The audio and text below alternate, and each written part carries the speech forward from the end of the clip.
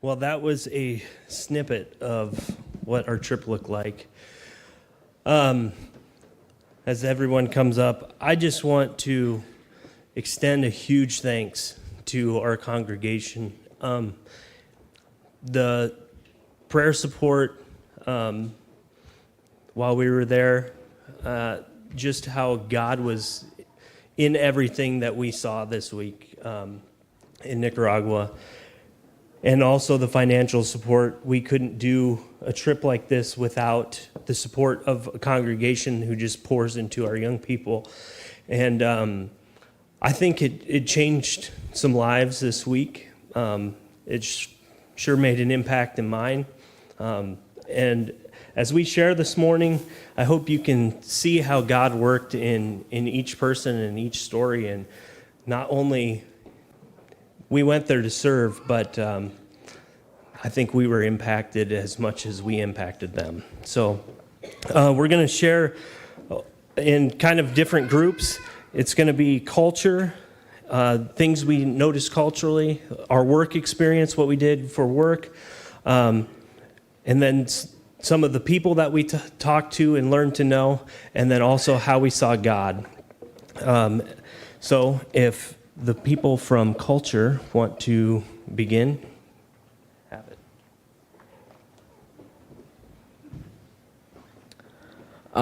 So probably the first thing that I noticed when I got down there is the traffic was kind of insane. Different vehicles and motorcycles and stuff, it was just all flying around and splitting lanes and going everywhere was just not something I was used to. And then, I mean, like road lines are more of a suggestion than an actual rule. People just did what they wanted. And then we stop in intersections. People would come walking around your window and try to sell you stuff and wash your windows, and people jumping up on semis, throwing people stuff. And yeah, it was different. And later in the week, I was leaning out a window and a guy pulls up on a dirt bike beside me and was saying hi, and then said, "Welcome to Nicaragua." He's just so happy to, people there are just so happy to, and proud of their country. And there's no speed limits most of the time. It's just speed bumps that really got old after a while, slowing down and bumping over them. And roads after we got out of Managua were very rough, a lot of potholes and just trash a lot of places. Another big thing that I noticed was the shape that a lot of the animals were in were a lot different. Cattle were very skinny and did not have good beef. And about every road you look down is just stray dogs everywhere running. And food was a lot different too. The first few days, you know, rice and beans, chicken is good. And after a few days, you just kind of want a steak. But something that stood out the most to me during this week was probably just how content everyone was, like Lincoln said. Kenner, one of our translators, who more people will talk about later, was probably the best example of this that I saw about all week. He was just so happy, like, no matter what the situation was, about every time he talked to him, and never asked for anything, and was just so content serving at his church and teaching kids. That was probably what I got out of this week the most.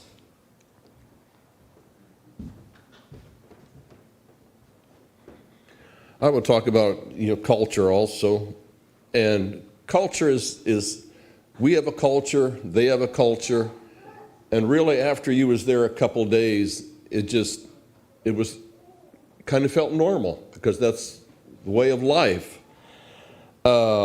When we first got there, we walked into Donna and I had our own room, which was kind of amazing, and walked in and there was an air conditioner there, and we thought, this is going to be awesome. And then we went outside and Marshall said, "You don't turn your air conditioner on, you know that." And I said, "Oh." He said, "It's $10 a day if you turn your air conditioner on." So we never. Luke said something about the skinny dogs. They were walking around every place, and our leader said, "If you run over one, you have to replace it." And I don't know how they would replace it, but they replaced it. Or who would they replace it to? But they replaced it. The bumpy roads, as he said, was notable. Speed bumps. Speed limit was 35 mile an hour, but you really couldn't get 35 mile an hour between one speed bump and the next. And we had a 15 passenger van, so you had to just about come to a complete stop for every speed bump, or else you would. Motorcycles, every place. Bars on the windows. No matter what shape the house was, there was the bars on the windows of the doors. Every shop, everything along the road, they all had bars and windows. And I was thinking, what would the world be like if we didn't have to worry about theft? What would our world be like? Or what would their world be like? The kids growing up looking through bars all the time. Sad. Skinny cows. We got out of the city and there was fields.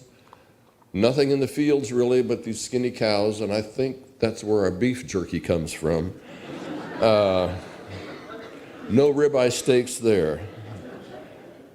And then we went past the landfill, and you knew you was getting close to the landfill by the trash in the ditches and everything, and you wonder, why do people throw trash out? You know, it's just way of life, and we do it here too. But why? But the landfill was a constant smoke because they would burn their trash. It was just a constant smoke. How does the garbage get to the landfill? We cleaned out a storage place, and after we got it cleaned out, there was garbage sitting there, and the lady said, I called the garbage man. I thought, oh, okay, we'll get in a garbage truck. Good.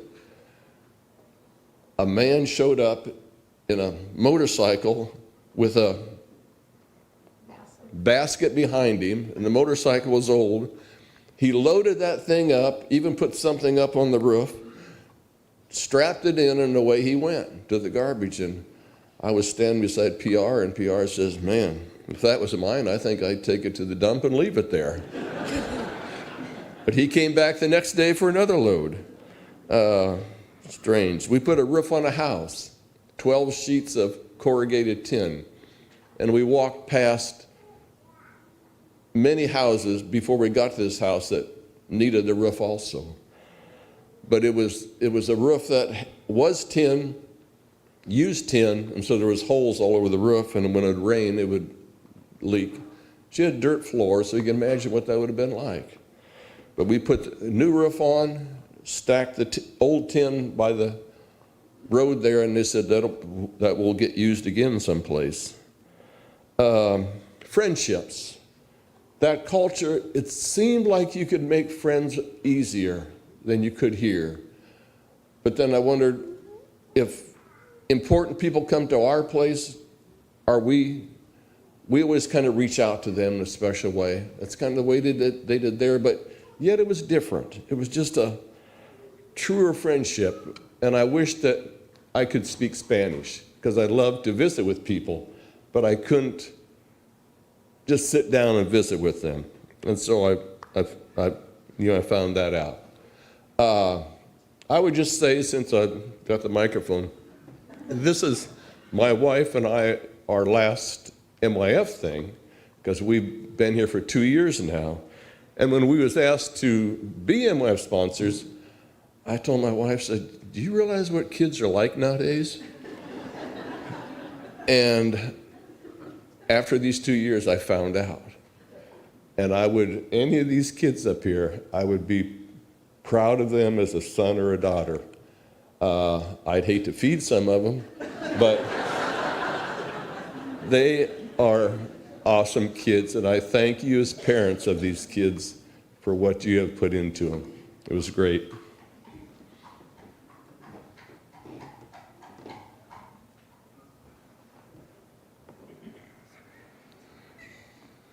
All right. First, I want to thank you for the prayers when I was in Nicaragua and I was stuck for 3 days. And the cultural thing I'm going to talk about is food, and it was mostly beans and rice, some meat and vegetable each meal. The thing that I noticed was that I didn't feel the need to eat fast food or other cravings like steak, like Luke said. And that made me realize that when we are filled with the Holy Spirit and with Christ, we don't feel the desires for anything other than God. And that reminded me of the verse Galatians 5:16. So I say, walk by the Spirit, you will not gratify the desires of the flesh. The other thing was that the food difference was between the lower class to upper class was that the lower class food was not preserved well and was not clean, while the upper class grocery stores were clean and organized. And when we were stuck in Nicaragua, Marshall and I and my grandpa went to a lower class market and saw raw meat hanging on a hook with flies around it.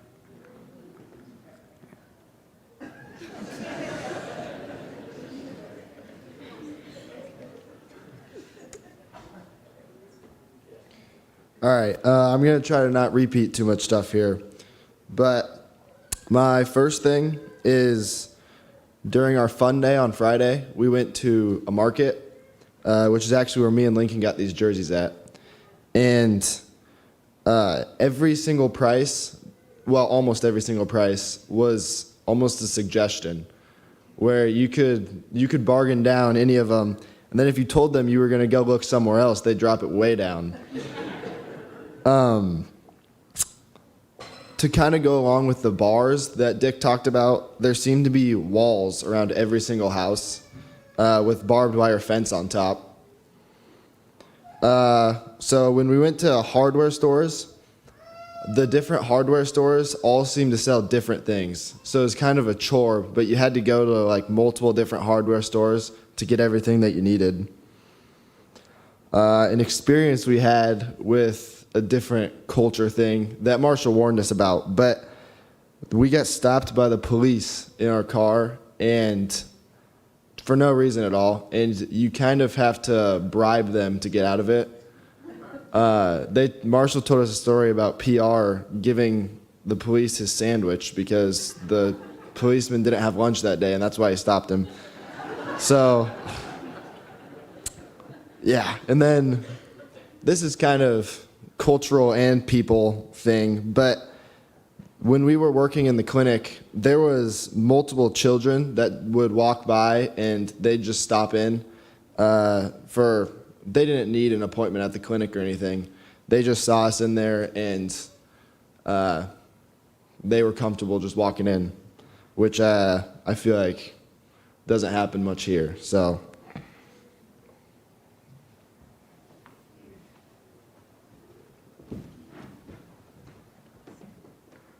Hola.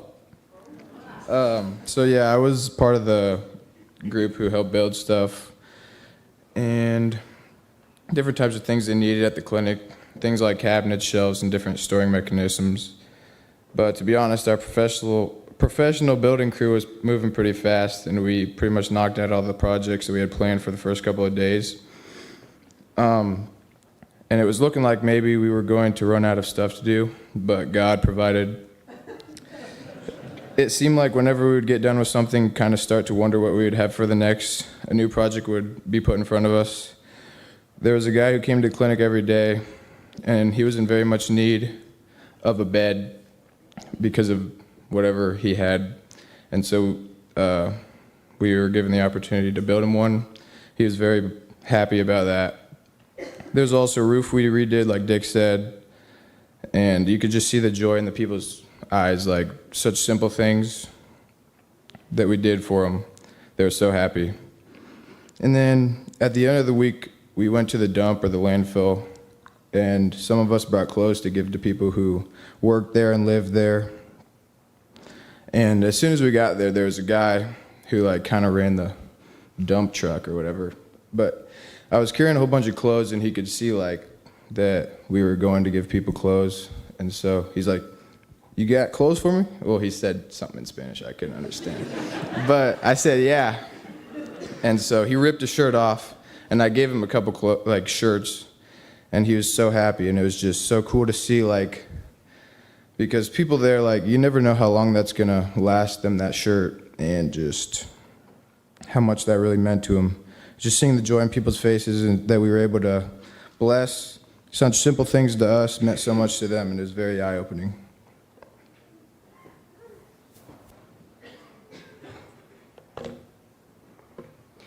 So I was mainly working with PR, Luke, Tommy, and Kale Miller, building things for the clinic and the patients there.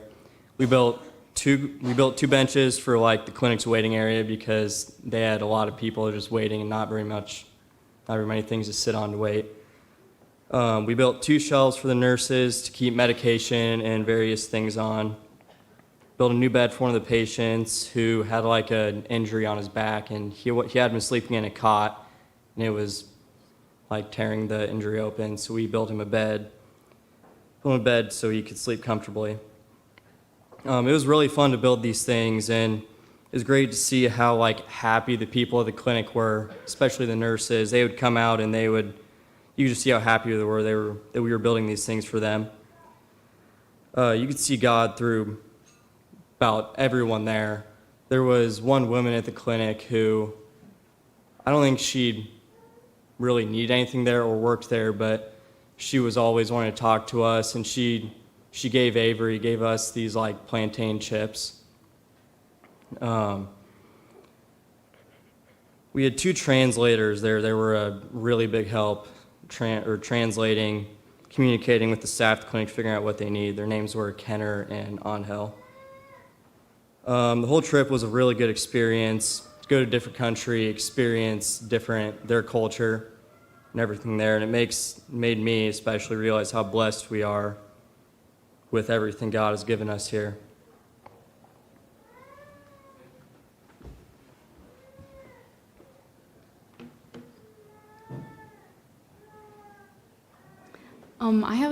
Luke, do you have my slide?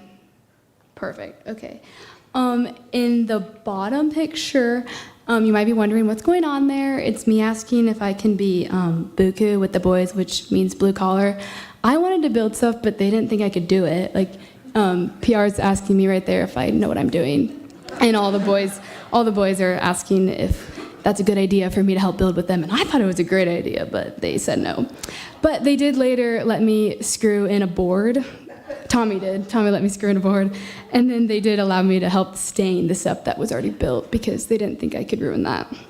So I did feel pretty blue collar. On the first day, we went through that storage closet. It was outside. You can see in the bottom picture all the stuff we took out.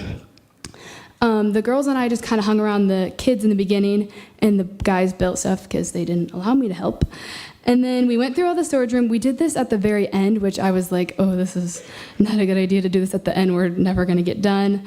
But we go inside the storage room, and it gave me the EBGBs. Like, it was so gross. We had to wear masks in there because there was so much mouse poop everywhere. And they found cockroaches in there, which the boys did like to scare me with later. If you didn't know, like, me and nature, we don't bond at all. Like, I'm terrified. But so the boys use that to their advantage, and they would scare me any chance they got. Bless their hearts. We went through everything, and then we cleaned off everything, and I was getting worried that we were never going to get this done. And I was like, if it was up to me, I would just burn everything and restart. Like, it was disgusting. But I look over and I see Kale Miller scrubbing a wheelchair with a toothbrush, and all the boys started helping out, and we got it all done and cleaned up and put back in there nicely. I did not go in the room because I was terrified of the bugs, but I did see the boys go in there dusting the shelves off, and I was like, thank you. Like, I was not about to do that. We got everything done and then left time for hacky sack afterwards, which was definitely a big bonding moment for all of us. On one of the days, me and Donna went through the nurses' clinic. You can see at the top picture. We went through this place. It wasn't as gross as like the other one outside, so I was fine going in there. But every time me and Donna would move something, I'd like jump just in case like something came out at me. But nothing happened. it was definitely disgusting still. But when we were going through this place, we found these Bibles that were in Spanish, and we dusted them off, and it was very nice. We went, we gave them to some of the patients. Like I think Lincoln used one to like talk to some of the people, and it was great for like communication. I mean, I'm not very good at Spanish, so I didn't really get to do that, but handing them out was nice. I could just give them to a nurse and be like, can you give that to them? And they did it. I don't know.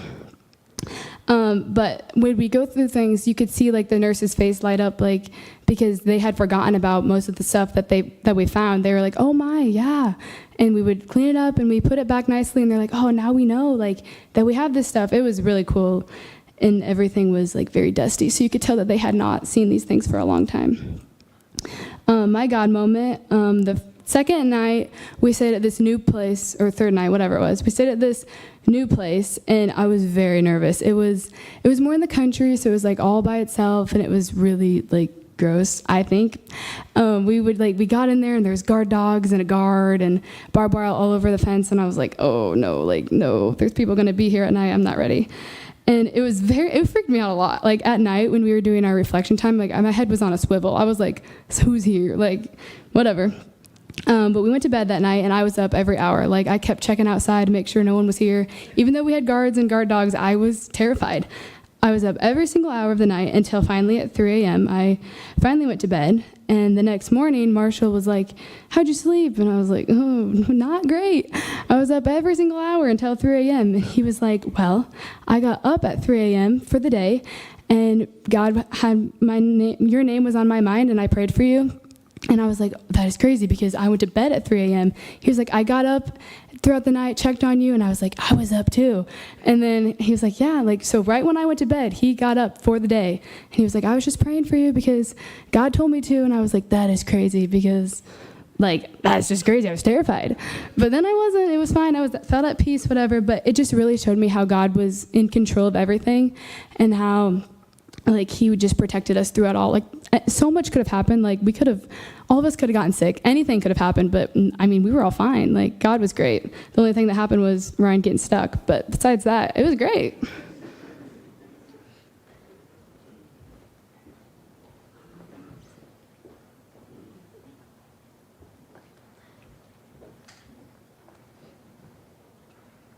Okay, so I'm going to start off the group of us that are talking about the people that we met there, which I think was one of the most important things that we did, was be able to talk to the people and meet to the people. And us girls were not as blue collar, as Kaden said. We did a lot more of the talking with the kids and just meeting people at the clinic. And I think that was honestly kind of my whole God moment, was being able to, even with the language barrier, we were able to pray with people. And Avery's going to talk about this girl that we went to her house. Her name was Miracle. We got to pray over her, even if she didn't understand us, and just talk with the patients and color with the kids and play hacky sack. So that was super awesome. But I'm going to be talking about our translator, which I think Luke mentioned, but his name was Angel or Angel. I don't know. We called him both things. I don't know what his actual name was, but he was with us the whole week so that we could talk to the patients and the people at the clinic. And I think immediately we all just realized what a joy he was. He was so nice, and his faith was so evident, and he was such an inspiration to all of us. He was really insecure the whole trip. He thought he wasn't doing good, but he was doing so great, better than anybody else could have done. He helped us out throughout all the days and taught us how to communicate in so many things. The amount of times we were like, what did they say? He helped us so much. And just being able to communicate and not have that language barrier like we would have otherwise. So Wednesday night, we went to a church, and also Sunday. Sunday, we didn't get a translator, but Wednesday night, we went to Kenner's church, and he translated the whole sermon for us, which was super awesome. So we were able to get something out of that, which was great. And I think we all became really good friends with Angel as time went on. And every day that we were at the clinic, we picked him up and dropped him off. So he had a little bit of time, riding in the van with us. So that was super fun. He always went along with all of our jokes, and he put up with all of us. So that was a miracle. But I think all of us are just so grateful for him and how he helped us, and we got to know him super well, which is super awesome. Another guy we met, which they also mentioned earlier, was Kenner. I don't think he was like an official translator, is that right? He was just with us, but he spoke really good English, so he helped us out a lot. And it was really meaningful because he didn't have to show up as much as he did, but he did it because he wanted to help us, and he took the time to help us out, which was super awesome. But yeah, he would help us talk to people just like Angel did, and he would ask us a lot about ourselves, which I really noticed. Like, he would always ask about America and like what we did, and he was super kind and funny. I think we all really loved him. And he would also play hacky sack with us like after lunch, and Angel did that as well. And also on Wednesday night when we went to church, something that was cool was that he was playing drums for us, and he also sang while played drums, which I had never seen before. So he's super talented in that way as well. One of the most memorable times that I can think of with Kenner, which Tommy talked about a little bit, was when Kenner took us to, it was like a small group of us, to the landfill, to the dump, where he told us he actually used to work there, but now he makes enough money for his family and everything that he doesn't have to work there anymore, which praise the Lord for that. But we took our clothes to the people that were there, and it was probably one of the hardest experiences that I can remember, but the whole time he had a smile on his face, like, and just let us through, and we were all like, okay, like, he was just such a joy, and it was so evident that God was in his life. And yeah, that was one of my biggest God moments, was like, we were literally walking through the worst part of their town, and he had the biggest smile on his face, and he was so grateful for what God did in his life. So that was super cool to see from him. But yeah, some of us still keep in contact with Kenner over like social media and stuff, which is super fun. But yeah, overall, I think they both had just such a positive impact, and the week would not have been the same without them. And I think we can all say that we're so thankful for them. And I don't know, I'm so grateful for this trip. I haven't been on anything like it before. And even though I don't go to the church, I have been really into the MYF, and I'm so grateful that I got to go on this trip, and I loved every second of it. So, yeah.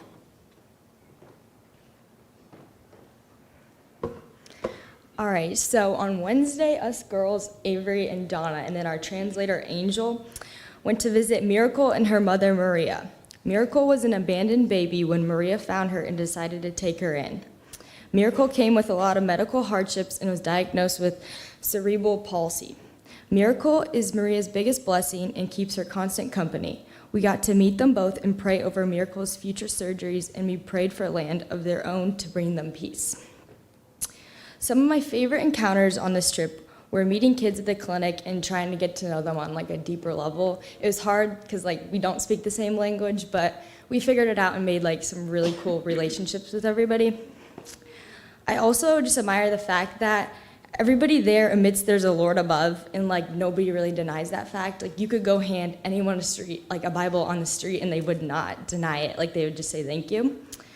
And then just overall my experience in Nicaragua was very eye-opening to different cultures and situations that people are in.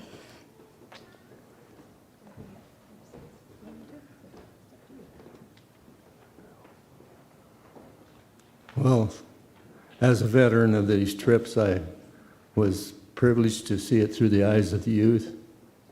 I'm kind of hardened to the situation there.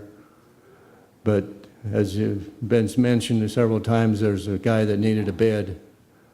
And I think it was the second afternoon, we were kind of running out of work. We had built shelves and built benches. And Susanna, who's the director of the clinic, came to me and said, "We have a patient who comes every day to have his wound redressed, but he's sleeping in an army cot, which is like a pipe frame with a canvas bag hanging.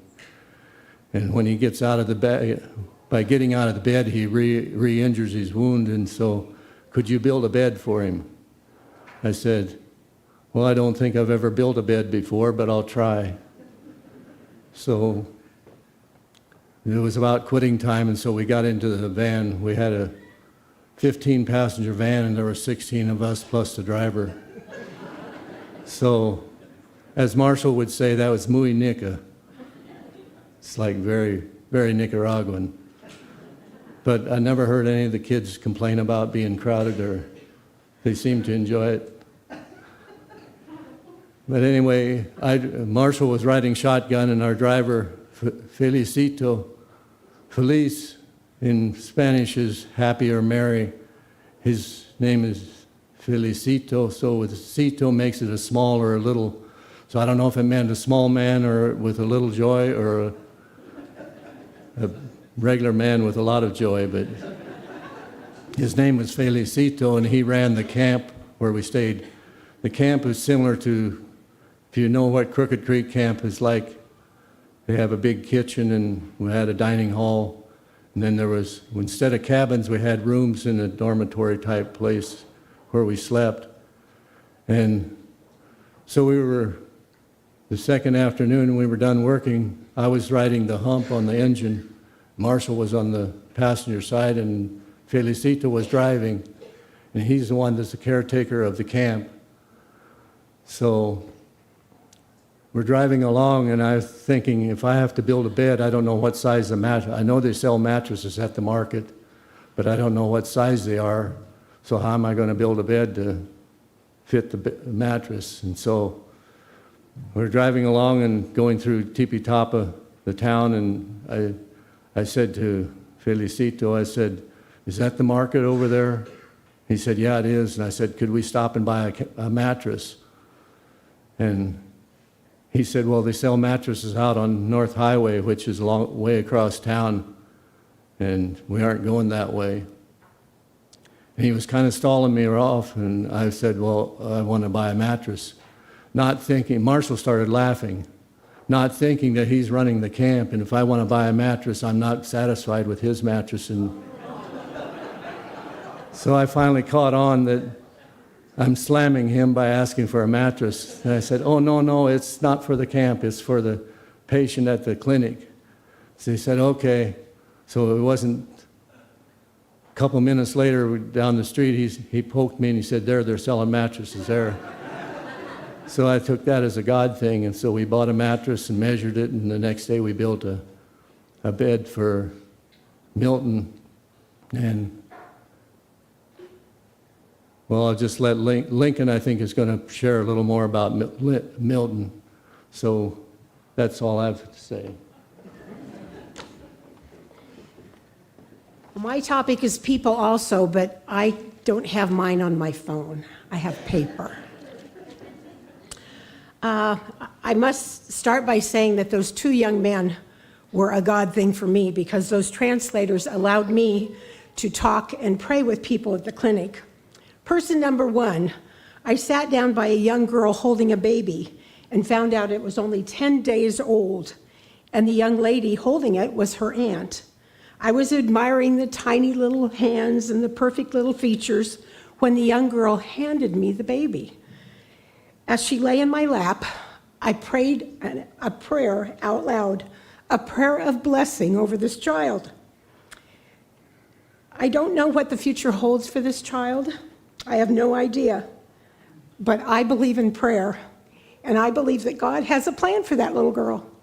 And maybe someday she'll be a doctor at that clinic. But it was just such a privilege to be able to pray for that baby. Person number two, I sat down on a bench with a young girl with 2 motorcycle helmets. I called Angel over to help me with translation and asked her if I could pray for her. She said she was waiting on her mother, and yes, I could pray. After our prayer, her mother came out of the clinic, and I found out that she was actually applying for a job. We prayed together about providing a job, and then the mother and daughter put on their helmets and left. I don't know their situation, but I'm pretty sure that it was struggling to make ends meet. And I just admired that mother for trying to provide for her child. Another mother with a 13-year-old girl was waiting for her turn in the clinic. As I sat down beside the girl, she quickly moved away like, "Don't touch me."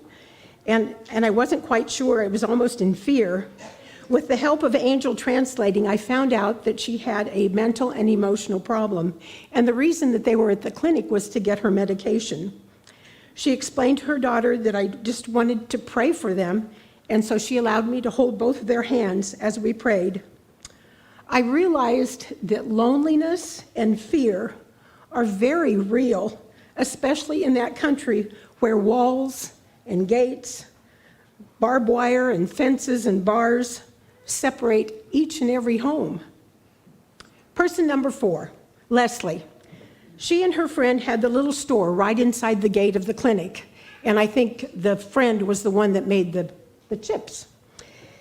She sold soft drinks, coffee, and snacks to the people that were waiting, which could be a long time.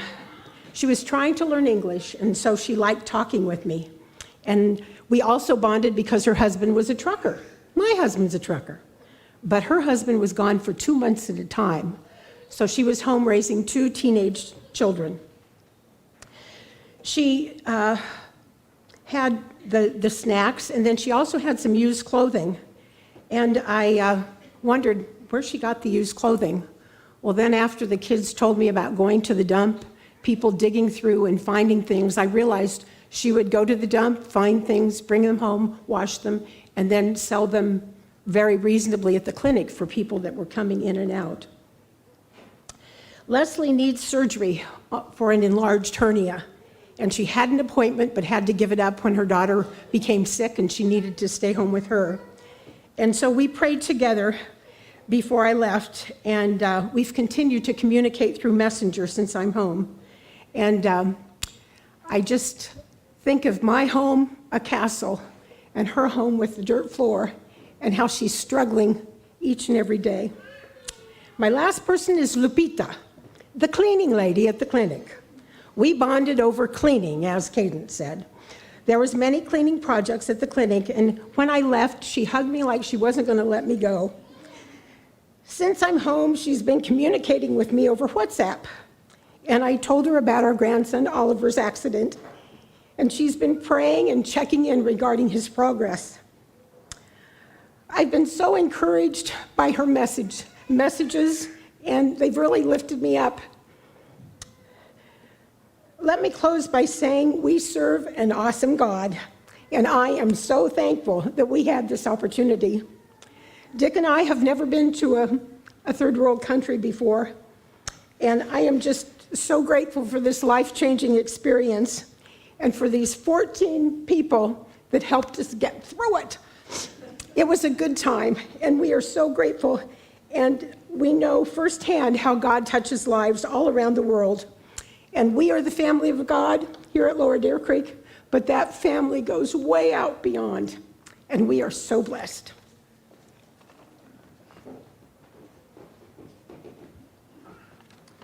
All right, well, I'm the start of our last group, which is How We Saw God, which I think is the easiest group. Because like Marshall said, we saw God every second of every hour of every day, and really, we really don't deserve it. But I'm going to share 2 of the main times just in the whole week that I saw God. So on the Wednesday night service, Kenner and the band were playing songs when we arrived. And when we got there, they were trying to play some songs that we would have known that are translated. Anyway, I was thinking, I really hope they play Santo, Santo, Santo, which is the song that was playing for the video that you all heard. Because when I went to Guatemala with school, they also sang that song, and it was just a really special experience, and I love that song. Anyway, so we were all worshiping, and then they started the next song, which was Santo, Santo, Santo.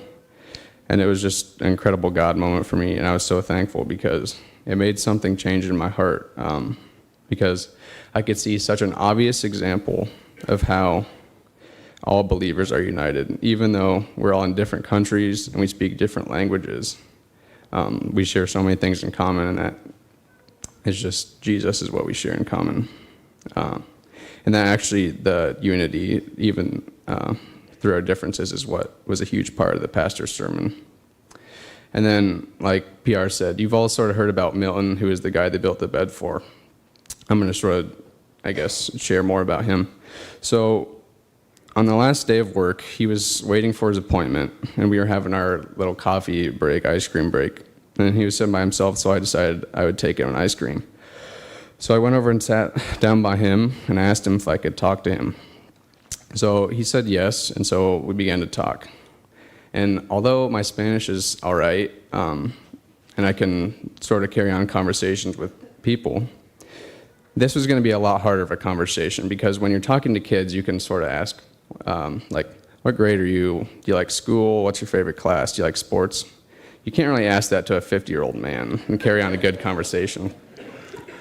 And so I was a little bit worried when I was sitting there, like, what are we going to talk about? But I decided I was going to try my best. So I asked him about his family and about his youth. And we were talking for a while, and somehow, in some way, and looking back on it, I believe it is only by the power of God that I was able to understand nearly everything that he said. So we were talking, and after a while I decided to ask him about God. And what he shared with me was simply incredible. As you've all heard, he lives in, I think Marshall said, one of the worst homes that he's ever seen. He has an awful wound and seemingly just a really poverty-ridden life. But what he told me was that he knew that God had a plan for everyone, and that God held everyone up in his hands, and that God was good. And if that doesn't fill you with hope, I don't know what does. I couldn't believe it, but I asked him if he had a Bible, and he said no. I told him if he'd like one, and he was like, oh yeah, I'd love one. So I went and I got a Bible for him, and I just sort of walked him through it. I read John 3:16 for him. And yeah, that's an experience I'll never forget. And I just think the only way that I was able to communicate with him so well is through God. So, yeah.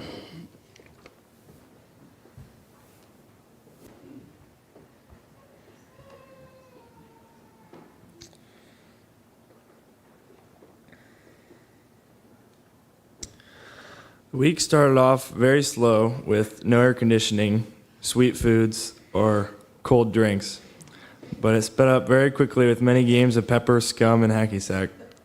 Just after the first couple days, I started to realize how lucky I am to have AC, clean water, a floor under my feet, a roof over my head, and a shower. Throughout the week, I kept seeing and feeling more and more of God work in everyone, from people giving devotions and praying to people making bracelets and throwing a ball around, and from people talking to Spanish people not knowing any Spanish. Every night we had a debrief where Marshall had to say a way that we saw God that day, which was the best way for me to take a step back and look at how awesome God is and how he works in so many ways you don't even think about. On Wednesday, we went to a church service we got invited to, which was amazing to see how people worship the same God and have the same love for him. But even though all the words were in Spanish, you could still feel God's presence. But it was a good thing there was a translator, because then I wouldn't have understood the preacher when he said, Nadia lo hará por ti, which translates to nobody will do it for you, which really hit me, and I will keep that the rest of my life. Believe it or not, I gave a devotional to the whole group, which if Marshall would have asked me to do that the week before, I would have told him to kick rocks.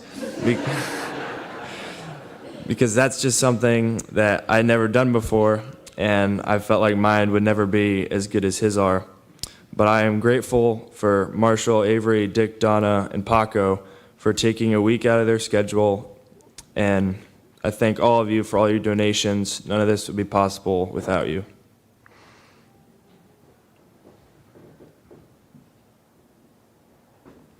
Man, I didn't know when I chose this group I'd have to wait up here the whole service before I got to speak. Kind of nerve-wracking. First, I would say I kind of disagree with Lincoln. I felt like this topic was really hard to come up with something, but because of the same reasons, there were just so many things that I saw God in, and it was really hard just to choose one to share. But I wanted to share a personal story that happened to me during the end of the week. So, on the first day of the week, when we were having quiet time, I wrote in the journal the words, "Holy Spirit, make me more like Jesus." I wrote these words kind of in passing, I don't know, I didn't really think about it. And then fast forward to the end of the week, we were back at King to Shalom, where I first wrote those words, and we're getting ready for our group DV. Avery Helmuth had been playing music on her phone for getting ready, I don't know. There was just music going, and then she had turned off her phone, set it down, walked away, and a few minutes later, music starts playing, and I was like, who just started music? Like, no one had their phone out. I was like, this is weird. And the song that started playing was a song I hadn't really heard before. It's called More Like Jesus, and the lyrics were spot on. I literally ran to get my journal. The girls know. I was like, oh my goodness, guys, at the beginning of the week, I wrote these things down, and I remember.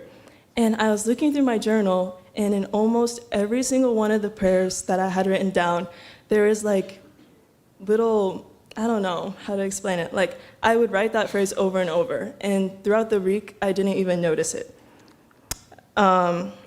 But I don't know. That was just a really cool experience. And then every night we did a high, a low, and then a God moment. That night, that was my God moment. Just seeing how God uses simple things like a phone playing a song to really speak to you. And I believe that's what this trip was about. I don't know. I feel like we all took steps to get closer to Jesus and just become a little bit more like him. So I'm super grateful to all of you for making that possible.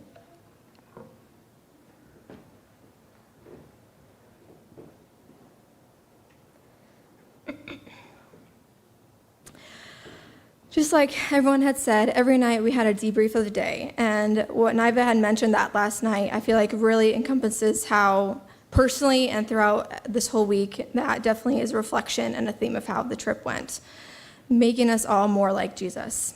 And like Niva said, I kind of feel like this was a little hard just because there was so many different ways. But this trip was unlike any other. We didn't go through a program to line up what would normally be lined up for a trip like this. PR and Marshall, with the help of Cliff and some others that PR normally goes down with, lined things up before we left. But wow, it definitely was evident that God was in all of that. And even things that came up throughout the week, God had provided ways.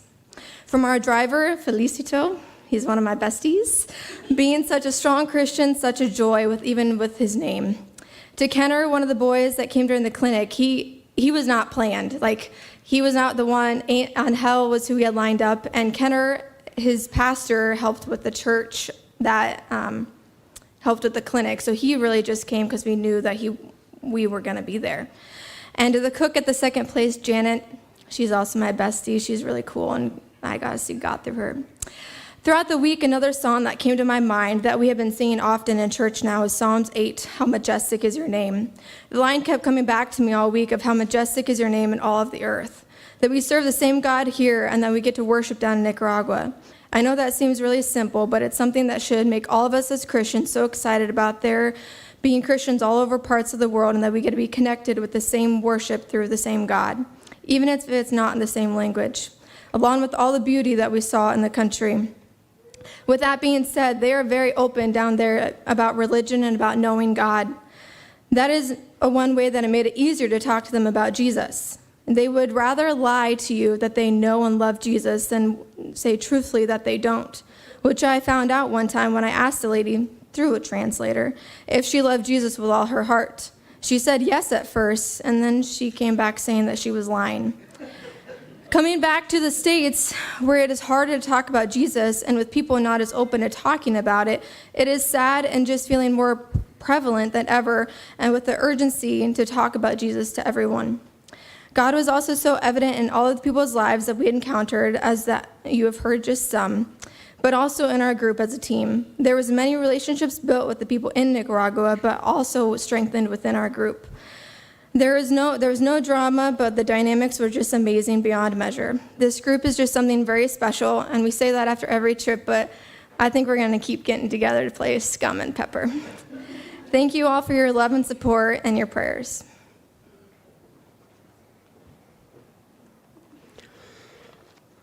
I don't even know what to follow up with. Other than I'm super proud of our group, everyone that went. You guys I can't even put it into words how God talked to me through your actions and just how you guys presented yourself, presented Christ to everyone that we met. As a leader, you kind of wonder if everyone's going to get along, if we're going to have any hiccups, if you're worrying about all these other things. And throughout the entire week, it was nothing but pure joy to experience everything with everyone. Even when Ryan and I got to stay for a few extra days, we were a little sad, but we still had a good time in that. And I want to thank each one of you for being just awesome, for Dick and Donna for your leadership and just helping everything mesh together, and Paco for the legwork and the effort that you put in before the trip, and just being kind of a second leader. None of this could have been done without them. And Avery, our walking pharmacy, and if we ever needed anything, Avery was there with sunscreen, with whatever you need. She had it in her bag, and it takes a crew to do it, and we had the perfect one. So I want to say thank you to everyone. And then, again, just to the congregation, making this all possible. Couldn't do it without you guys, and we are forever grateful. It's a trip that I will never forget, and I'm sure many of them won't. But part of my responsibility as a leader was to walk us through debrief at night, where we would share kind of our high and low and where we saw God each day. And it was interesting to see through the perspective of each student, what they pulled out of each day and what was important to them and how God talked to each one of them. But then it was also my job to challenge each one of us in the group to take a deeper make a deeper connection with God. And we did that through the life of Josiah, which I learned last week as I was watching online that Dave actually talked a little bit about King Josiah, which I thought was really neat, that all week we had spent all of our evenings in devotion about King Josiah, and then here on Sunday morning, that's what got brought up. It was just another way that God was in everything, I think. But we come from a culture where we're so tied to everyone and what they're doing, and see it on social media, and just we always know what's happening. And I just presented this as a week where we can leave everything at home behind. We can invest in relationships here. We can invest in our relationship with God, and we can unplug from all of that. And so that was kind of the first night, setting the tone that, yeah, we're here to work, but anyone can show up here and build shelves and paint and do that. But not everyone can have the relationships that we can make, the conversations we can have, and talk about Jesus the way we can. And so that was just kind of the challenge to start out the week is, yeah, we're here to work, but we're here for the people. We're here to build relationships, and what does that look like? The reason I picked Josiah as kind of, it struck me, I was listening to a sermon, and he's a young king. And he comes from a line of leaders that his grandfather was one of the worst kings of Judah, and his father was as evil that he got assassinated. And that's why Josiah becomes king as early as he does. So he's 8 years old when he takes the throne. And it was like, these guys right here, 8 years old, what does your life look like when you're 8? And it was walking through this to see how Josiah, even though he didn't have a book of the law to follow at the time, We find out later that they find it in the temple as they're cleaning stuff up, that it's behind something that, it's not where it's supposed to be. And it was actually probably thought that his mother was the one who told him stories about the God of David and led him in the ways that he could start following God. And so it's probably a lot of oral tradition and stories that Josiah actually learns to follow God. And it says that very early when he was 16, is when he starts following God, and he does not turn to the left or the right, but he follows in the ways of David. And we talked about things that we need to remove from our lives maybe that are in the way, and how Josiah did this. He takes Judah and he starts just all of the Asherah poles, all of the idols, he removes them, and he doesn't just remove them, he smashes them. He grinds them up and puts them over the graves of the people who had been following these idols, Baal and Asherah. It's just, not only does he take and remove the things that aren't bringing him closer to God, but he annihilates them. He totally destroys them. And so we looked at our lives and just what are things this week that we can remove from our lives that are hindering our relationship with God. And as we continued through the story, it all comes to kind of a pinnacle where they find the book of the law when they're cleaning out the temple. He had entrusted people to clean out the temple and rebuild it and make everything new again, and they find the book of the law. And they bring the book of the law to Josiah, and this is the first time he actually hears the words. And his response to that is that he tears his robes. He had grown up knowing who God was and the ways of God, but he didn't know just what it required to be in relationship with God. I think Josiah in that moment, when he heard the book of the law and all the rules and the commands and the things that God makes for us to be in relationship with a holy God, the deficit between humanity and who God is, I think he was just in so much grief that there's this barrier.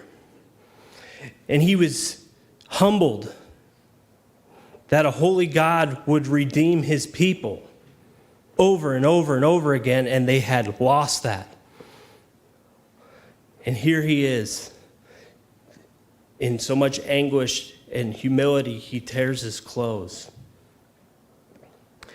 And the question that I asked that night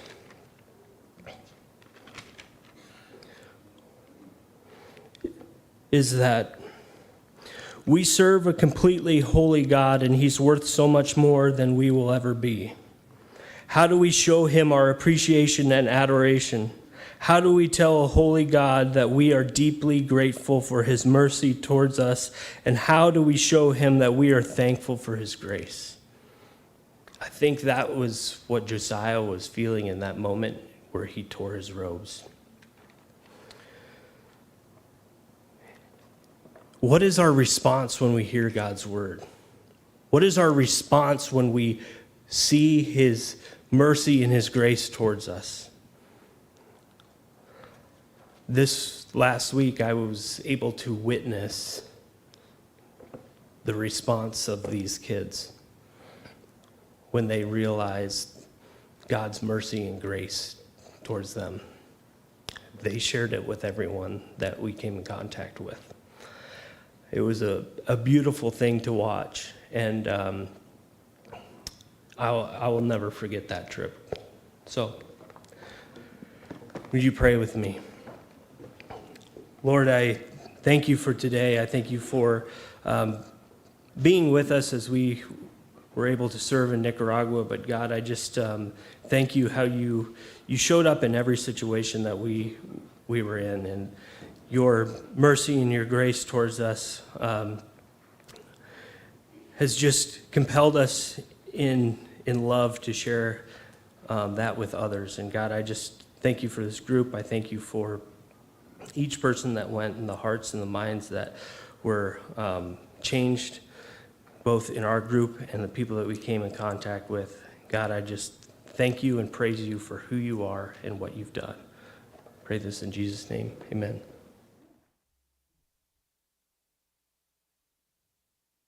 I invite you to stand.